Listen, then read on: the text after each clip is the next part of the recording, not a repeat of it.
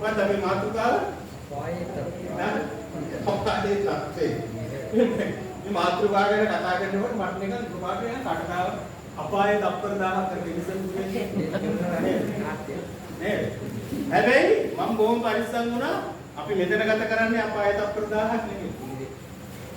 මොකද අබමල් රේණුවකින්වත් හීනකින්වත් එක වචන මාත්‍රයකින්වත් අපි මෙතන අපායට සංසන්දනය කරන්න බැහැ. හැබැයි පහුගිය කාලේ අපි කතා කරපු මාතෘකා මොනවද මාතෘකා කතා කරපු? මතකයි කියන්න බලන්න මොනවද? කියන්නේ ඉක්මනට.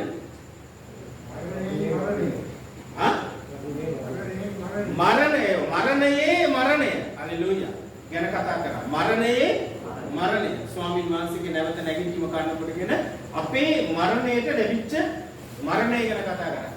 ඒක සති දෙකක් අපි කතා කරා. ඊට පස්සේ අන්තිම සතිය තේජවන්ත ශරීරය. අපි නැවත නැගිට්ටම අපිට ලැබෙන්න යන තේජවන්ත ශරීරය. මේ මාතෘකාව ගැන කතා කරාට පස්සේ මම කල්පනා කරා අත් වශයෙන්ම මේ මාතෘකාව කතා නොකර හිටියොත් ඒක ලොකු අඩුවක් වෙනවා. මොකද අපි ඒක තේරුම් ගන්නට අවශ්‍යයි. ඒක ඉතාමත්ම වැදගත් දෙයක්. දැන් මේ தත්ත්වය තේරුම් ගන්නේ නැතිව අපි ගොඩක් වෙලාවට අපේ කටින් පිට වෙන දේවල් තියෙනවා. මට මතකයි ඒ දවස්වල ලස්සන සින්දුවක් තිබ්බා. එඩි ජාමන් ගායනා කරේ මොකක්ද? ඉමිහිරි පාඩේ අද පෙට ගකලා දෙත වැළුණත් අපිට සැපයි අද ජොලි කරලා. ඒක අපි පාරුණාම නේද? අපි චුන්නාම අපි සින්දු කියනකොට අපිත් ඔක කියනවා. ඉමිහිරි පාඩේ පදකට ඒකම තමයි කියන්නේ. මොකද්ද? අපි ඉන්නකම් අපි ජොලි කරන්න ඕන. මොකද අපායට ගියත් එතකොට අපේ ෆෙලෝෂිප් එක එතන තියෙනවා. එතකොට අපි ඉන්නකම් අපි ජොලි කරලා අපි මෙහෙම ගත කරමු. අපායේදීත් අපි හම්බ වෙලා අපි සෙට් වෙමු. ඉතින් ඔය වගේ කතාවල් කියනකොට අත් වශයෙන්ම අපාය කියන්නේ මොකක්ද ඒ කියීම තත්ත්වය තේරුම් ගන්න නෙවෙයි ඔබ කියන්නේ. ඔක ඇත්තටම තේරුම් ගත්තා නම් ඔය විදිහ කතාවක් කියන්නේ නැහැ. හොඳයි. දැන් නිරේ කියන වචනේ අපාය කියන වචනය දේව වචනේ හෙබ්‍රේය භාෂාවෙන් ෂේල් කියලා හඳුන්වනවා. ග්‍රීක භාෂාවෙන් හේදිසිය සමහර තැන්වල ගෙහන්නා කියලා කියනවා. දැන් ඕවා මතක තියාගන්න ඕනේ නෑ. නමුත් මේක තමයි බයිබලයේ අපිට ප්‍රකාශ කරන්නේ හෙබ්‍රේය භාෂාවේ ෂේල් ග්‍රීක භාෂාවේ හේදිසිය. දැන් ප්‍රේමවත්නි අලුත් ගිවිසුමේ පමණ මේ හේදිස් කියන වචනය නිරය අපාය කියන වචනය 162 වෙනි වතාවක් සඳහන් වෙලා තියෙනවා. 162ක්.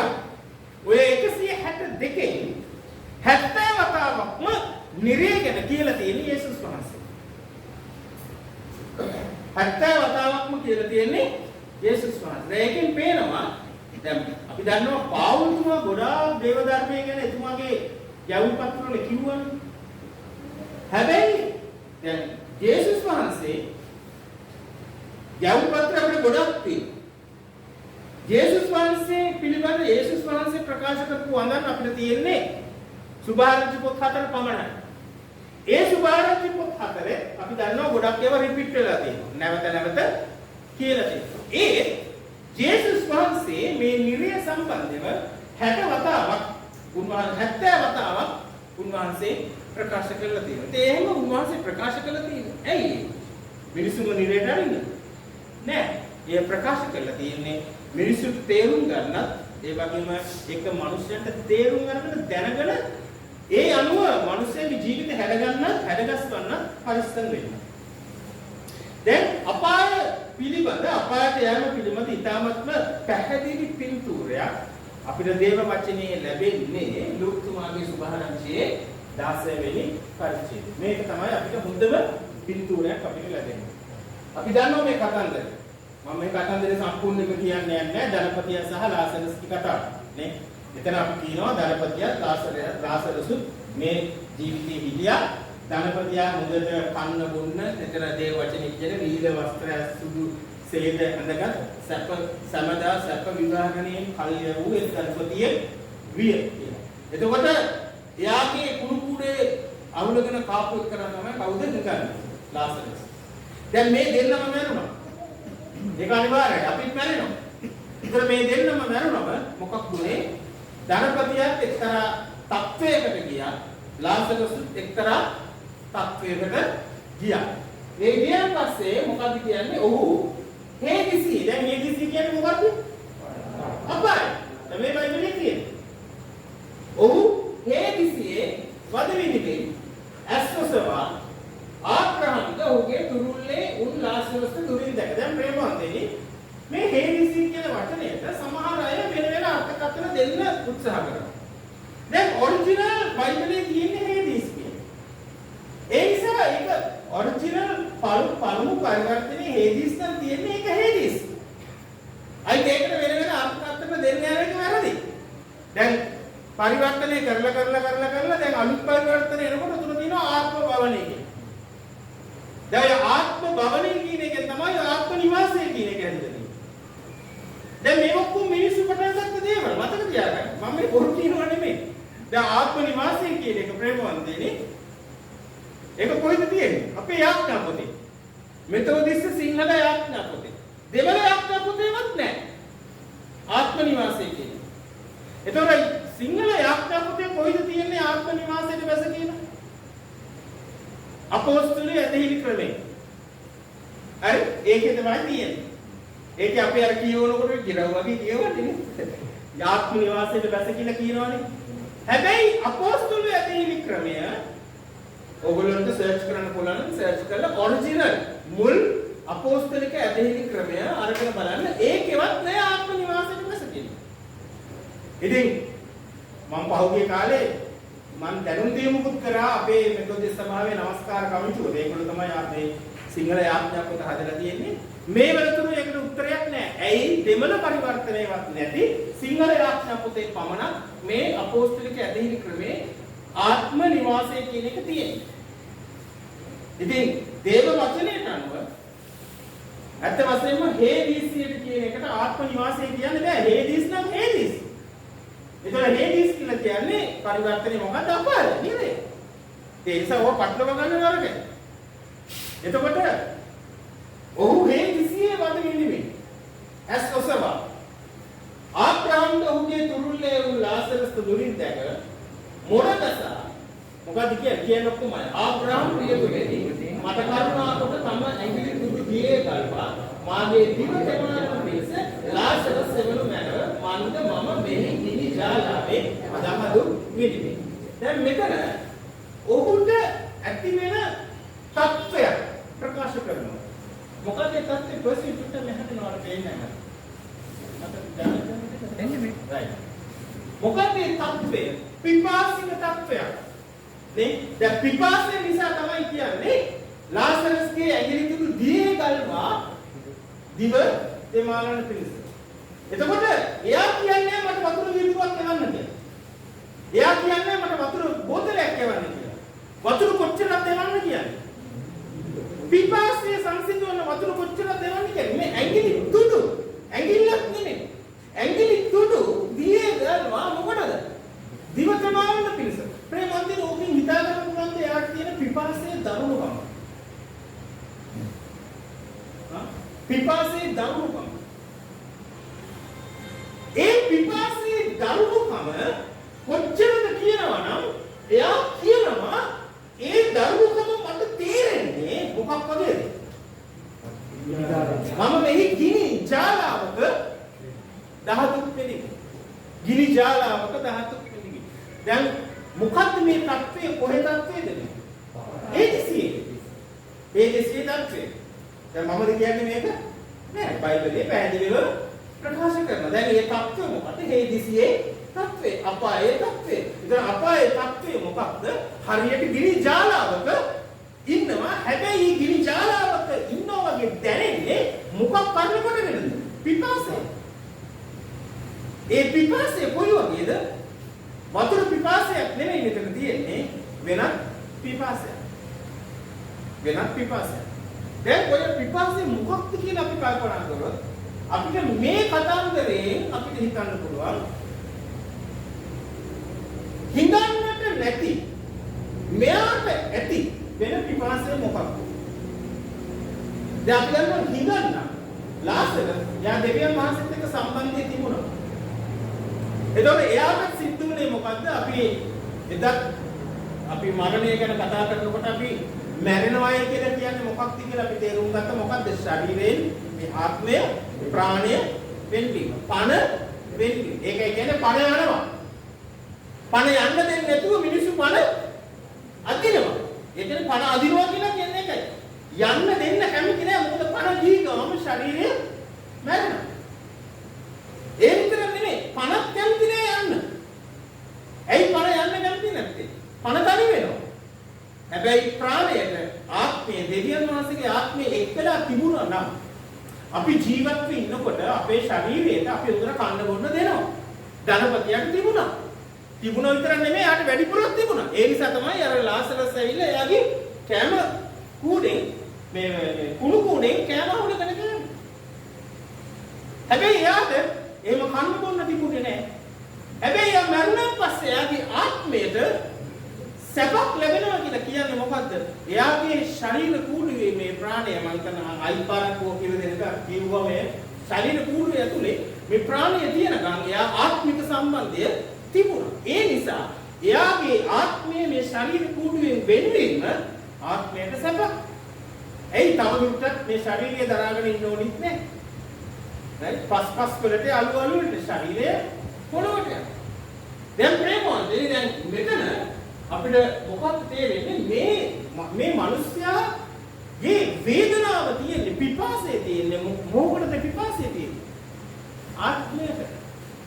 ආත්මයට තියෙන ආත්මික පිපාසය.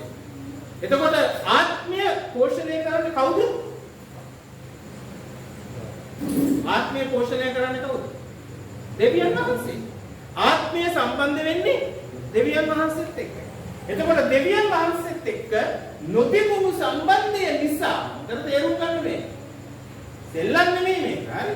මොකද අපිට ආත්මය අපේ ශරීර කුඩුවේ තියෙනකන් ඔහේ ඉන්න පුළුවන්. අපිට නටනට පිස්සු පිළිගෙන ඉන්න පුළුවන්.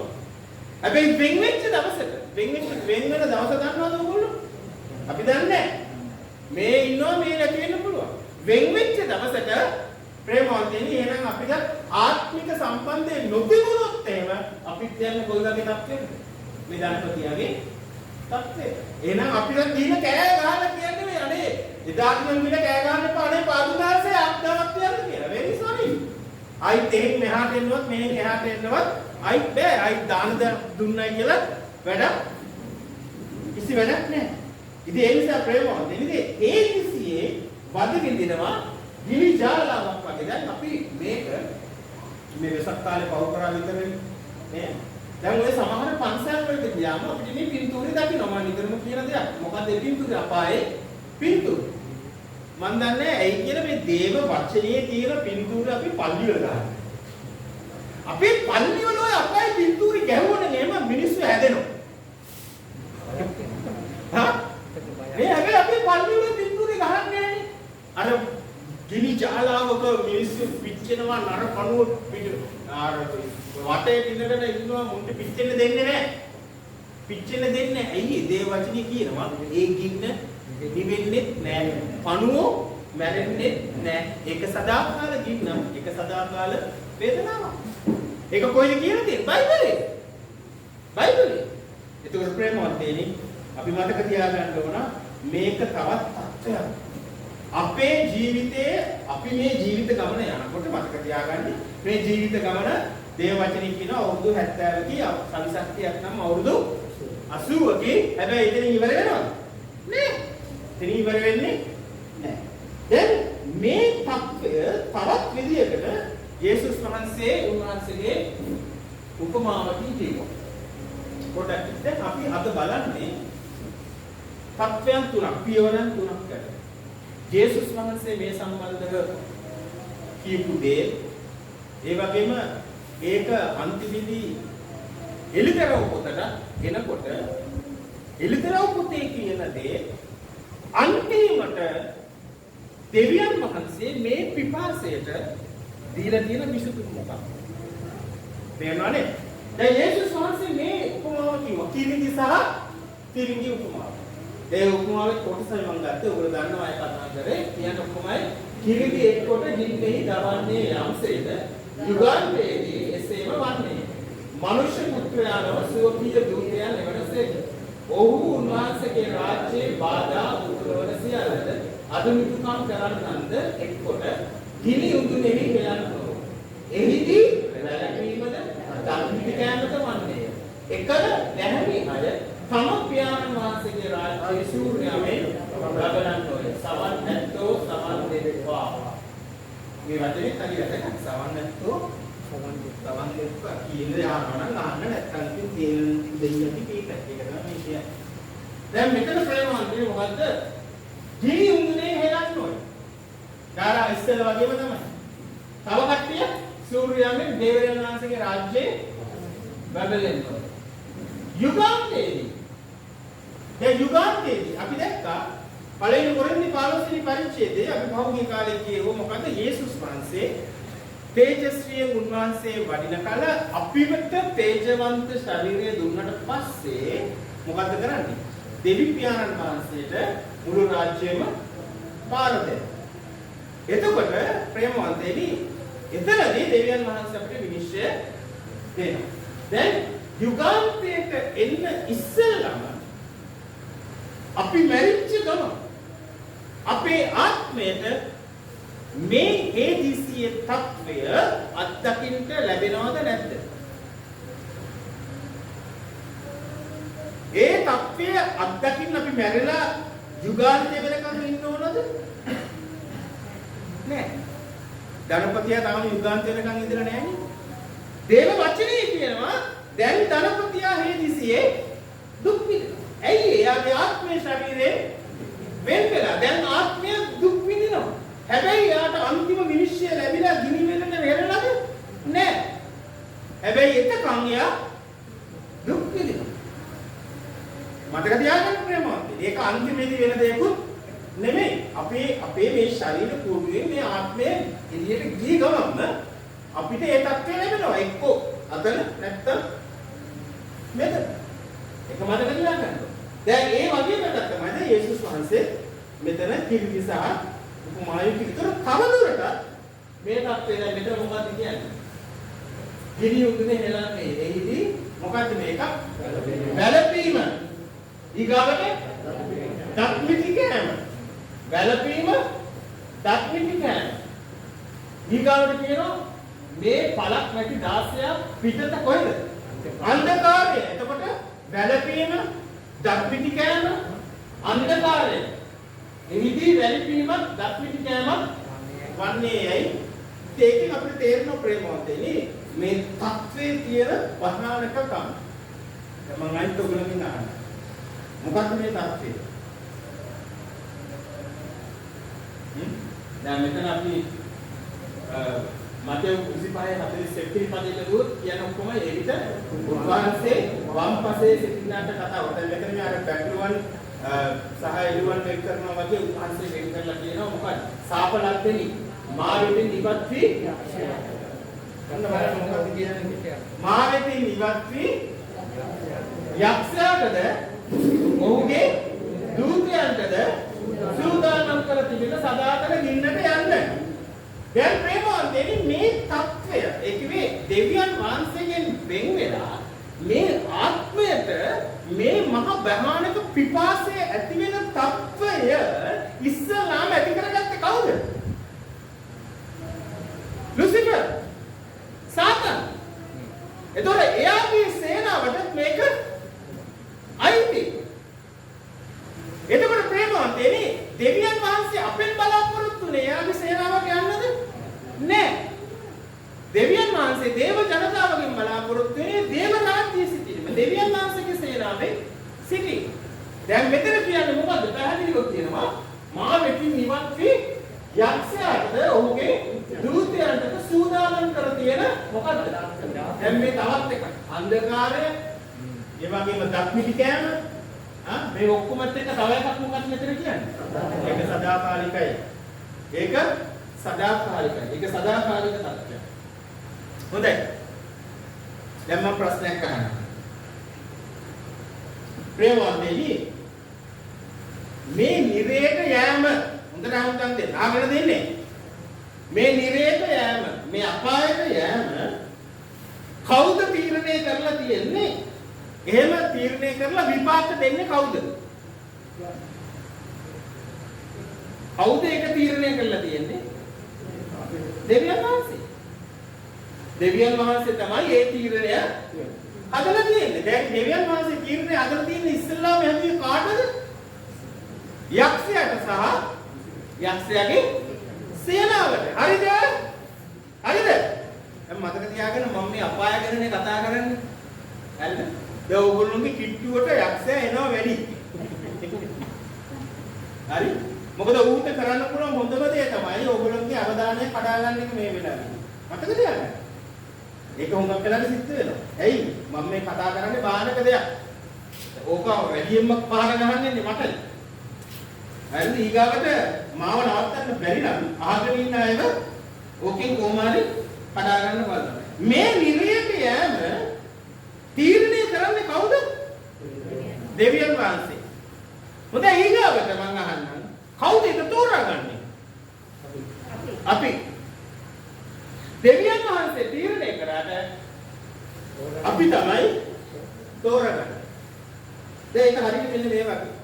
අපි දැන් ඩයලොග් ආකේඩ් එකකට ගියාම සිම් එකක් ගන්න ගියාම නැත්නම් පැකේජ් එකක් ගන්න ගියාම ඒගොල්ලෝ කියනවා 200 පැකේජ් තියෙනවා 350 පැකේජ් තියෙනවා 550 500 පැකේජ් තියෙනවා 1000 පැකේජ් තියෙනවා අපෙන් අහන මොකද්ද ඕන? තෝරගන්නේ කවුද? අපි 500 පැකට් එක තෝරගත්තොත් එහෙම 500ට දෙන්නේ මොනවද කියලා තීරණය කරන්නේ කවුද? ඒගොල්ලෝ. මතක තියාගන්න. ඒ නිසා තීරණය මෙතන දුන්නේ දෙවියන් වහන්සේ. නමුත් තෝරා ගැනීම තියෙන්නේ අපේ අතේ. තෝරා ගැනීම තියෙන්නේ අපේ අතේ. ප්‍රේමවන්තනි දැන් මේ පිපාසය ඇවිල්ලා කාගෙන් වෙන්වීමද? කාගෙන් වෙන්වීමද?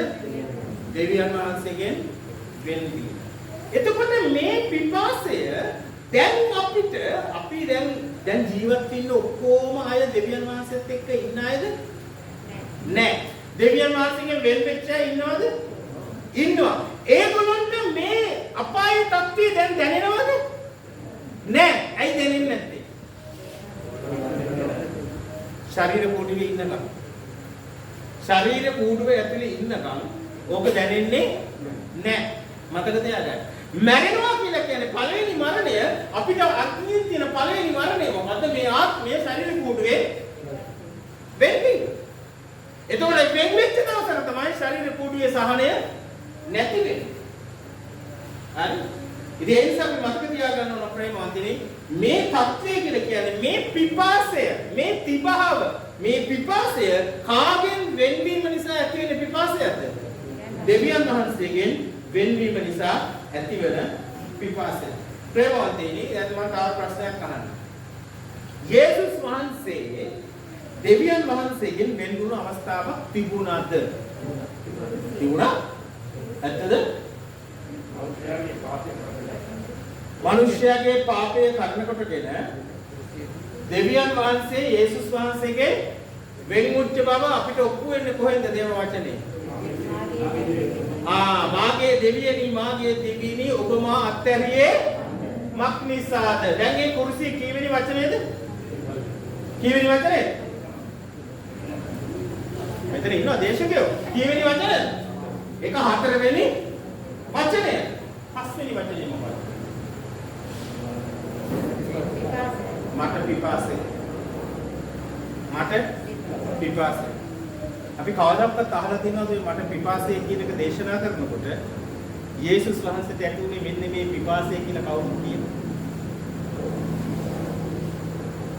ඔගොල්ලෝ නැහැ කියන එක ඇත්ත මොකද මම කවදාවත් දේශනා කරලා නැහැ. මට ඒක තේරුනේ අදයි.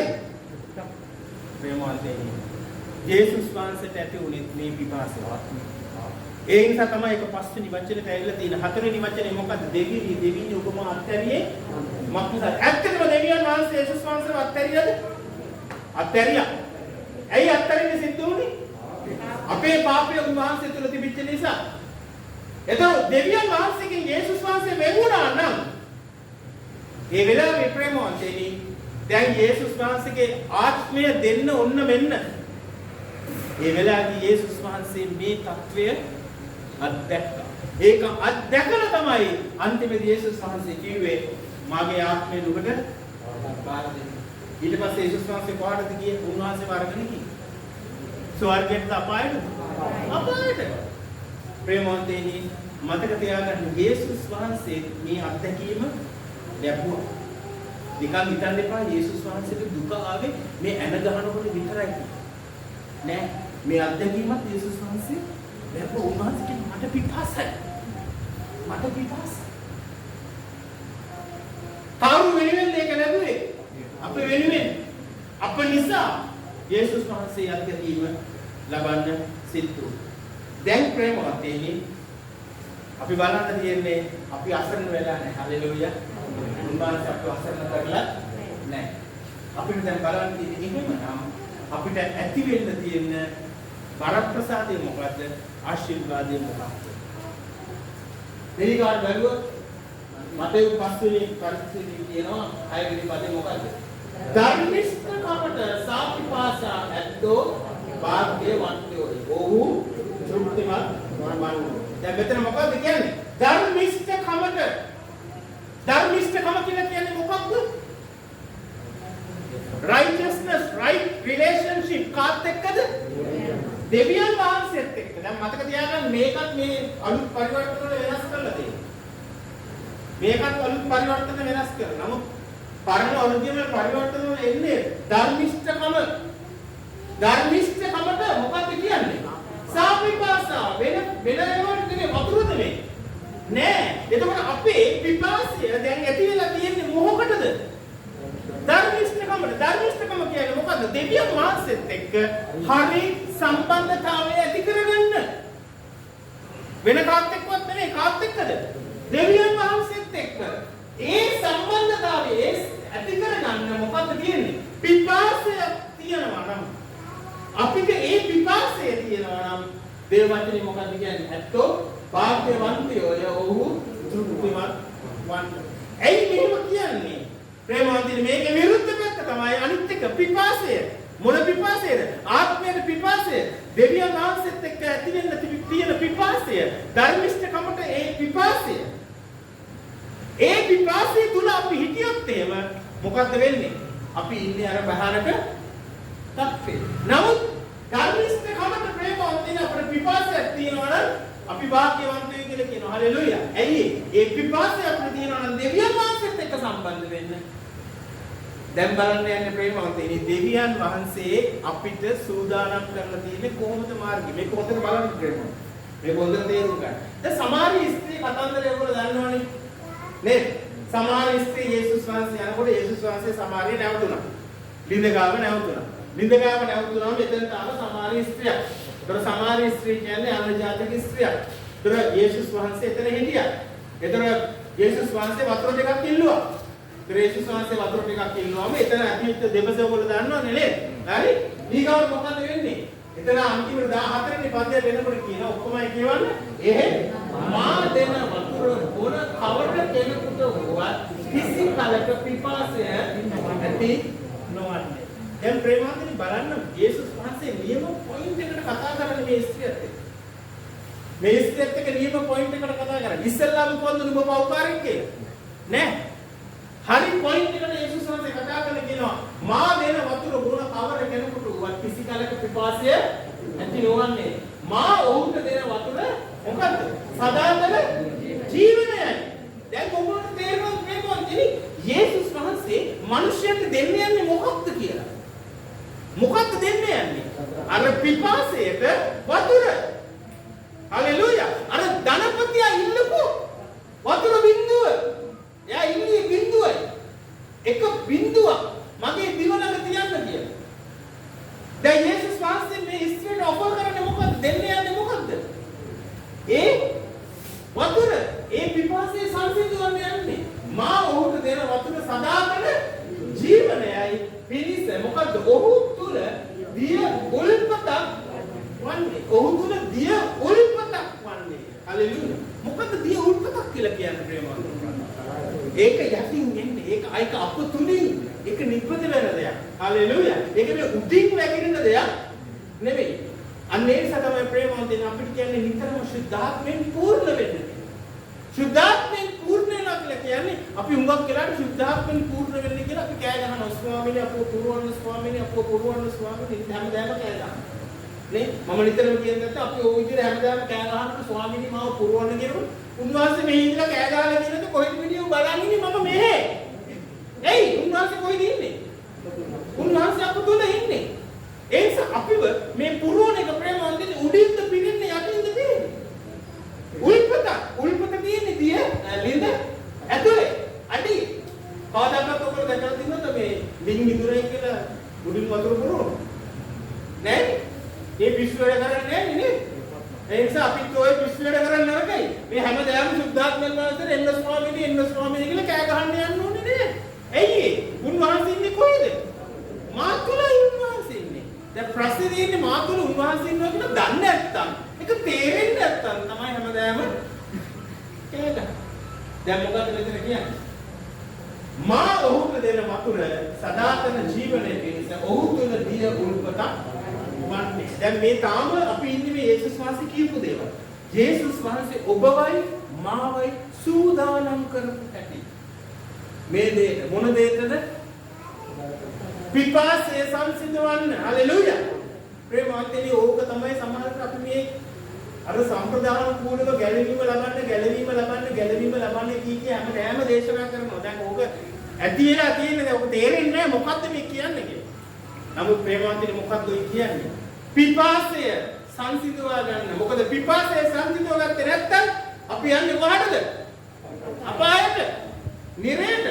ඒක මහා භයානක තත්ත්වයක්.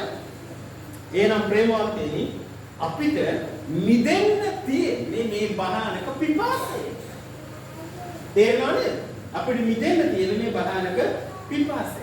දැන් අපි මේ පිපාසය ගැන කතා කරන්නේ යේසුස් වහන්සේ කියපු දේවල් ඔක්කොම කතා කරන්නේ මේ හැම පිපාසය කියන හැම වචනයකටම ග්‍රීක භාෂාවේ තියෙන එක වචනයක්. ඒක ඩික්සෙෝ කියන වචනේ. එක වචනයක්. මම මේ උගලන්ට ග්‍රීක උගන්වන්නව නෙමෙයි. හැබැයි මම හොයලා බැලුවේ මේකයි. ඒ කියන්නේ ආරම්භයේ පටන්ම මේ පිපාසය. තොර ධර්මිෂ්ඨකමට පිපාසාවැත්තෝ කියනකොට විස්පය කියන්නේ. යේසුස් වහන්සේ කියනකොට නුඹ මේ වතුර බොනාට නැවත පිපාසය ඇතිවන්නේ නැහැ කියනකොට මේ විස්පය කියන වචනේ තියෙනවා. හැම තැනම තියෙන මේ එකම වචනේ. ඒ කියන්නේ මෙතන එකම අර්ථය. මෙතන ප්‍රකාශ කරන්නේ බයිබලයේ මුල ඉඳන්ම. ඒ අර්ථය ප්‍රකාශ කරමින් අපි කොතනටද ගේන්නේ? අපිව ගේන්නේ කොතනටද කියන එක කොහෙද තියෙන්නේ බයිබලයේ මොන පොතේද? හලෝ. අර බේරින්ද යක්ෂය ඉක්ෂන් එක දාලා. අපිව කොහාටද ගේන්නේ කියලා ලියලා තියෙන්නේ බයිබලයේ මොන පොතේද? එළිදරව් පොතේ. නේ? එළිදරව් පොතේ තියෙන්නේ. දැන් අපි එළිදරව් පොතට යමු එහෙනම්. එළිදරව් පොත කියන්නේ අපිව වෙන්නේ යන තැන. මොකද්ද වෙන්නේ යන්නේ? මොකද්ද දෙවියන් වහන්සේ අපිට කරන්න යන්නේ? හරි? මොකක්ද කියන්නේ? ඕන්ට මින්පසු සාගින්නක්වත් පිපාසයක්වත් නැත. හලෙලූයා. ඕන්ට කාටද? දෙවියන් වහන්සේව පිළිගත් අය, දෙවියන් වහන්සේත් එක්ක සම්බන්ධය තිබිච්ච අයට, බැටළු පෝතකයන්ගේ ලේ සෝදා පිරිසුදු කරගත් අයට. මොකද්ද ඒගොල්ලන්ට තියෙන වරප්‍රසාදය? ඒගොල්ලන්ට අයිපාරක් පිපාසයක් නෑ. හලෙලූයා. ඒ කියන්නේ ඒගොල්ලන්ට අපායක් නෑ. ඒගොල්ලන්ට අපායක් නෑ. සමහරකට අපි කියනවා මුළු අරින්න අපායක් නෑ කියලා. මුන්ට යන්න අපායක් නෑ කියලා සමහර මිනිස්සු කියලා අපි කියනවා නේද? හැබැයි මෙතන මොකක්ද කියන්නේ? ඕන්ට මිනිස්සු සාගින්නක්වත් පිපාසයක්වත් නැත. සූර්ය තාපයවත් දැවෙන ග්‍රීෂ්මයවත් ඕන් පෙරන්නේ නැත. ඇයි? මන්ද සිංහාසනයේ වැඩ සිටින බැටළු පෝතකයා නෝ ඔවුන්ගේ එදේරාණන්හි ජීවන දිය උල්පත් වලට මොන බලන්න ප්‍රේමවත් මේ වචන ලස්සනට කියන්නේ. නිකම්ම මේ බැටළු පෝතකයාණන් පිළිගත්ත පළියට අපි මේ ගැලෙනවා කියලා නෙමෙයි. ඒ බැටළු පෝතකයාණන් අපේ පිපාසය සංසිඳවන්නේ කොහොමද? ඔවුන් බැටළු පෝතකයාණෝ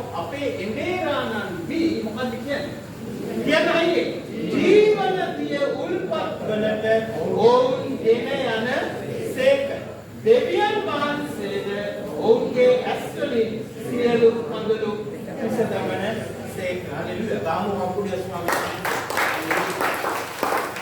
දෙවියන් වහන්සේ ප්‍රශංසා වේවා. ආමෙන්.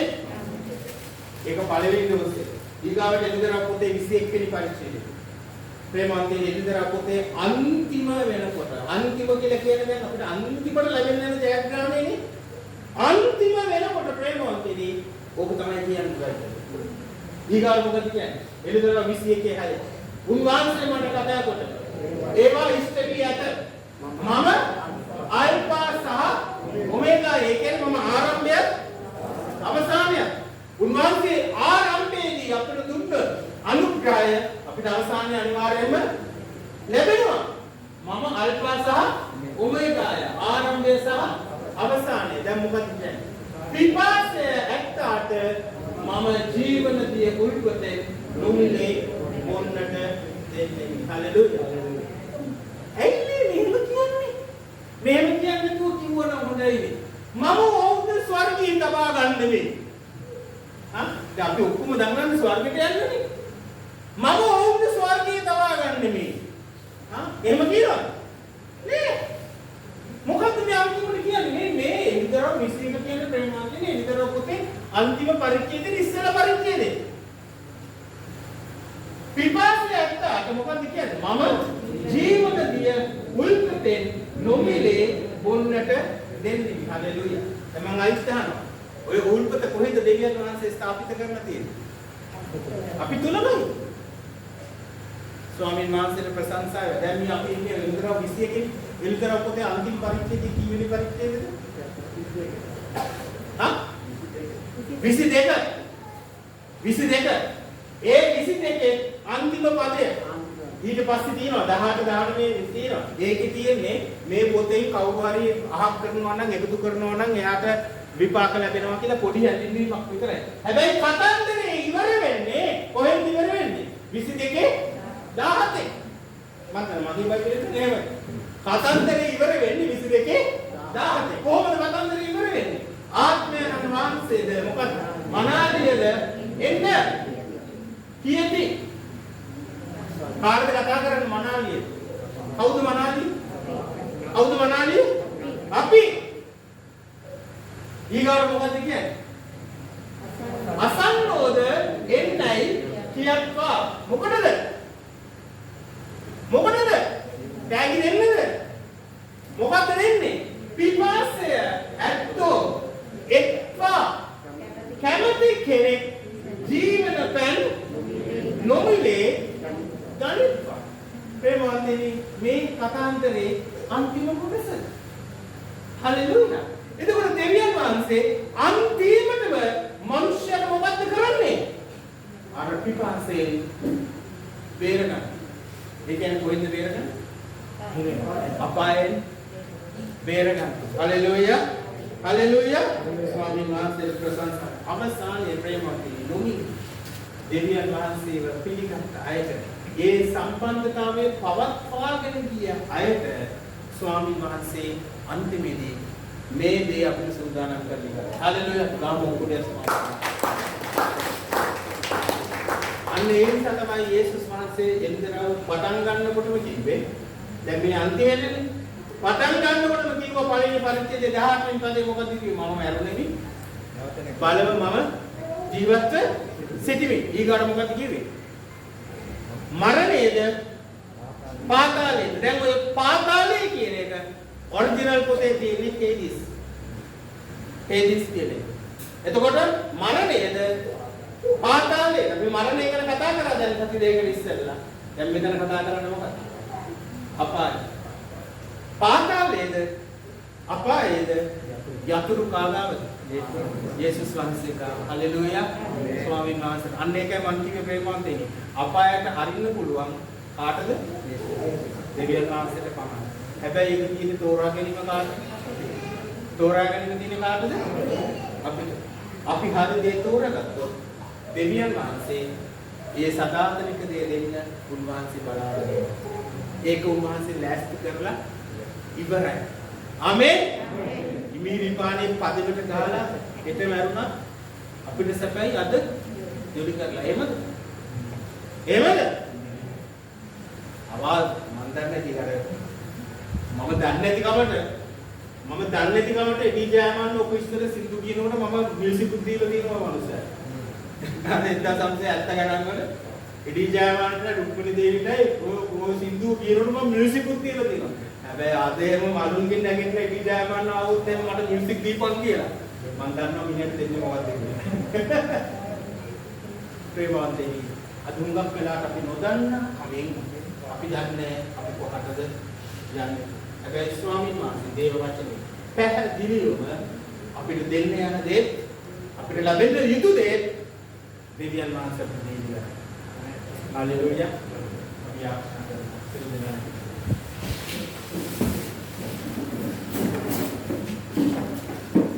ස්වාමීන් අපි වහන්සේට සියලු ගෞරවය මහිමේ ප්‍රශංසා පුදනවා ස්වාමීන් වහන්සේ. මක්කිසාද වහන්සේ දෙවි පියාණෙනි අපිට ඒ භයානක පිපාසය, ඒ භයානක ගින්න, ඒ භයානක අපායේ තත්ත්වය ස්වාමීනි අපිට ඒකෙන් මිදෙන්නට වහන්සේ සියල්ල සූදානම් කරලා. අන්තිමේදී ස්වාමීන් වහන්සේගේ වචනේ අන්තිම පදේ වහන්සේ කියන. මේ පිපාසය සංසිඳවා ගන්න එන්න. බොන් සදාකාලෙට ඒක අපිට දෙන්නා සදාකාලික ජීවිතය. ස්වාමීන් අපි ස්තුතිවන්ත වෙනවා අපි නැවත වාරයක් ඔබ වහන්සේට ප්‍රශංසා කරනවා ස්වාමීන්. අපේ මුඛයෙන් දෙවි පියාණන් වැරදිලාවත් ස්වාමීන් මේ අපාය ගැන අපායට යන්න තියෙන කැමැත්ත ගැන ස්වාමීන් ඒකේ තියෙන භයානකකම තේරුම් ගන්නේ නැතුව අපේ මුඛයෙන් එක වචනයක්වත් ප්‍රකාශ කරන්න දෙන්න නැපා. ඒ වගේම ස්වාමීන් අපි දන්න අය ස්වාමීනි ඒ තත්වයට යෑමට ඉන්න අය ඒගොල්ලෝම ගලව ගන්නට ස්වාමීනි ඔබ වහන්සේ අපෝ පාවිච්චි කරනවා. ස්වාමීනි වහන්සේ දෙවි පියාණෙනි අපි නැවත වාරයක් ස්තුතිවන්ත වෙනවා. අපිට ඒ භයානක පිපාසය ස්වාමීනි සංසිඳව ගන්න ජේසුනි ඔබ වහන්සේ ස්වාමීනි මේ පිපාසය ඔබ වහන්සේගේ කල්පෙට අරගෙන ස්වාමීනි ඔබ වහන්සේ අන්තිමේදී ඔබ වහන්සේගේ ආක්ෂාව වහන්සේ කිව්වා සදා කාලෙම අප තුල සිටින පිණිස සුද්ධාත්මයන් වහන්සේව මේ දරුවන්ට දෙන්න. ඒ සුද්ධාත්මය අප තුල ජීවන ගංගාවක් වෙන ස්වාමීනි දරන පිණිස ඔබ වහන්සේ අප තුල වැඩ සිටිනවා. අපි සුභාසිත සුතිවන්ත වෙන්නේ. දෙවි පියාණන් සිළු ගෞරවයේ මහිම ප්‍රශංසාව ඔබ වහන්සේට දෙනවා. යේසුස් ක්‍රිස්තුස් වහන්සේගේ නාමයෙන්. ආමේන්. ආමේන්. Yesus bitai, apa nama dah tenna, bisa saya akan kerana orang yang mana yang